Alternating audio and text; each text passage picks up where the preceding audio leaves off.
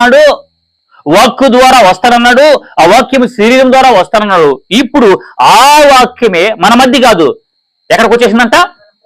హృదయములోకి.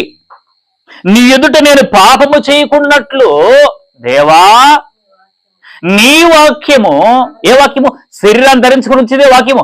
ఆ వాక్యము నా హృదయములలో ఉంచుకొని ఉన్నాను. ఇంతకన్నా మేలు మనకేం కావాలి? దేవుడు చేసినటువంటి మేలు.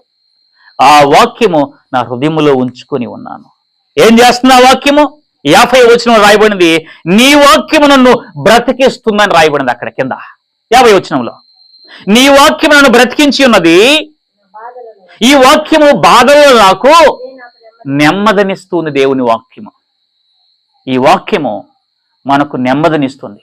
ఈ వాక్యము సంతోషాన్ని ఇస్తుంది. ఈ వాక్యము ఆనందాన్ని ఇస్తుంది. ఈ వాక్యము సర్వ సత్యం